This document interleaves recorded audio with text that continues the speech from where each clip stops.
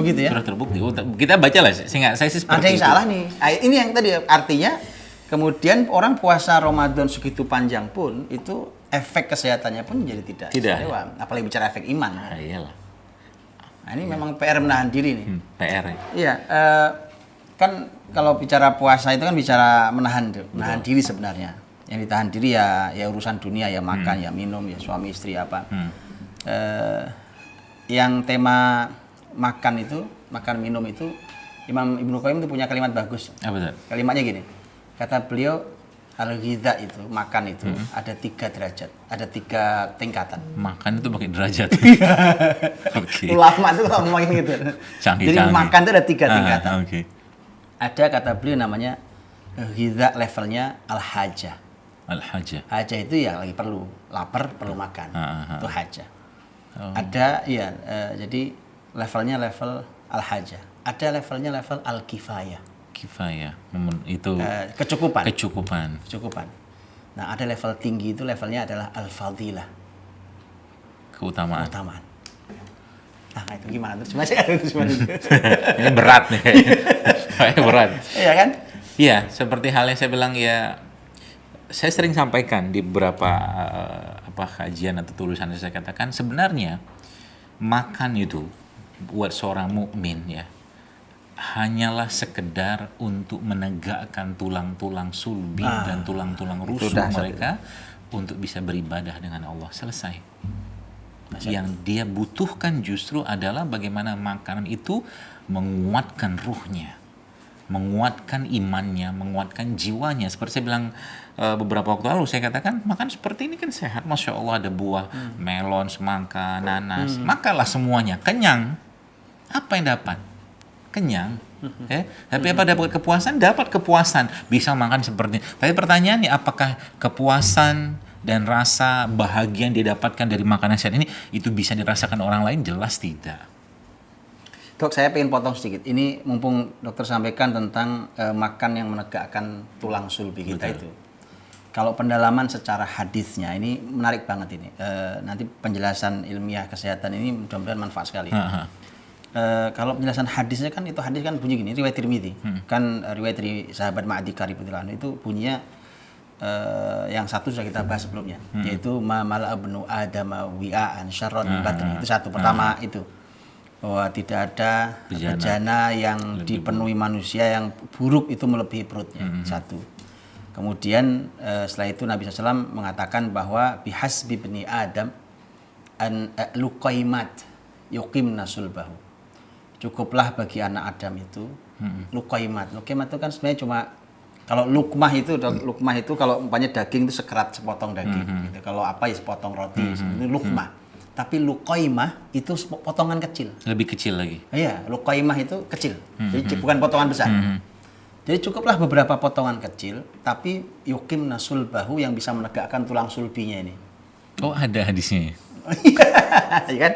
Menegakkan tulang sulbinya. Karena makanya dulu menarik ya, ingat saya sahabat mulia Abu Darda radhiyallahu anhu. Beliau sampai mengatakan bahwa saya itu kalau makan daging, niatnya supaya menegakkan tulang sulbi saya agar kuat untuk sholat.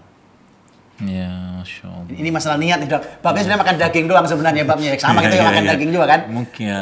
Niatnya kita lapar ya. Ini sahabat tuh niatnya supaya tegak. Jadi yuqimna sulbahu. Kemudian kalimat berikutnya Rasul adalah fa in kana labud. Tapi kalau terpaksa kamu harus makan lebih banyak lagi. Dikasih batas kan? Fa thuluthun li ta'ami wa thuluthun li syarabi wa thuluthun li nafasi. Sepertiga makanan, sepertiga minuman, sepertiga udara.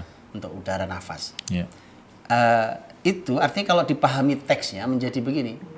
Sebenarnya kalau ini kan berarti Nabi menganjurkan metode makan yang baik.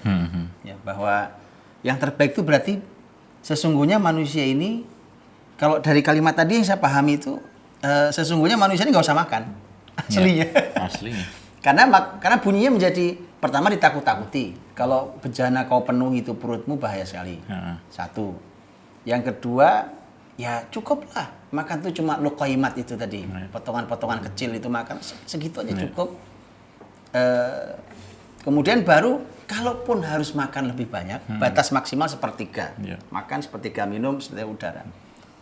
Jadi kayaknya ya saya nggak tahu hukum asal manusia makan itu gitu. Itu ternyata sedikit hukum asalnya. Dan luqaimat itu menunjukkan jumlah dong. Ya. Kan karena sedikit. Yukim nasul bahu itu menunjukkan kualitas.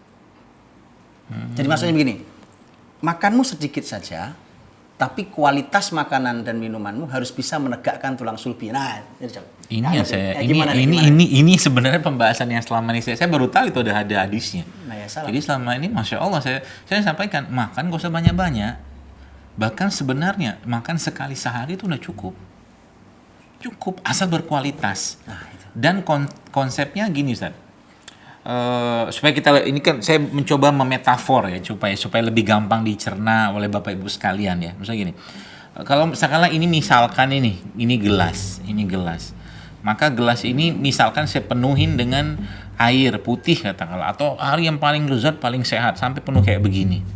Megangnya aja susah Ustaz. Belum cerita mau minum. Nah, tubuh kita tuh begitu. Kepenuhan. Kepenuhan. Jadi kalau udah kepenuhan, apa yang dikerjakan mau tidak mau harus dibocorin atau dibuang gelas ini.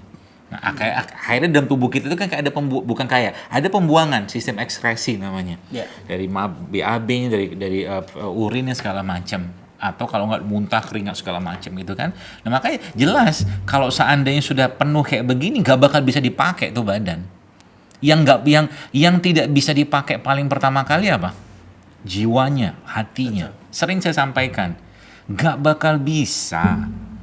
Katakanlah kita lagi khusyuk sholat atau baca Quran atau lagi zikir, berlinangan air mata, bercucuran air mata dalam keadaan perut kenyang, nggak bakal bisa. Betul. Dan itu kalimat ulama.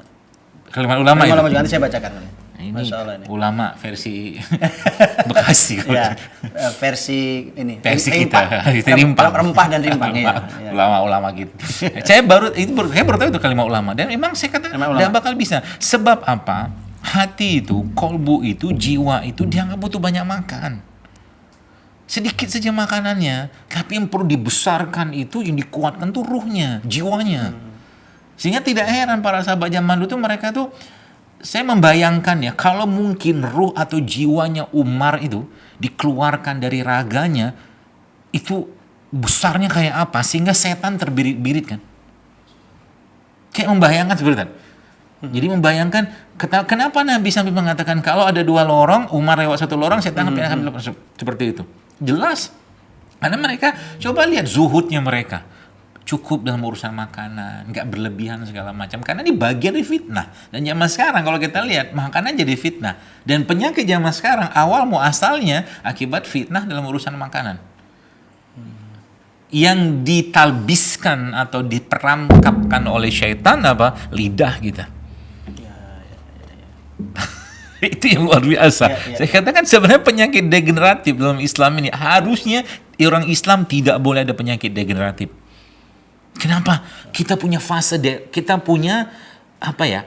Kita punya waktu atau fase detox itu udah cukupnya luar biasa. Ustadz beginilah, Ustadz punya rumah itu katakanlah ada 5 kamar atau katakanlah 5 kamar misalnya, ada aulanya, ada kolam renangnya misalkan, ada kebunnya segala macam. Terus Ustadz rumah itu mau dikosongkan dulu, panggil tukang, bersihkan, dirapiin, dicat lagi segala macam. Maka ketika masuk rumah itu akan bersihnya minta ampun. Nah, puasa itu kan begitu. Nyaman banget itu. Nyaman banget. Ya. Itu loh. Jadi kemenangannya kita itu sebenarnya waktu puasa itu ketika badan tuh sudah bersih. Tapi bukan raganya, karena sering saya sampaikan kalau jiwanya, ruhnya, kolbunya bersih pasti raga ngikut.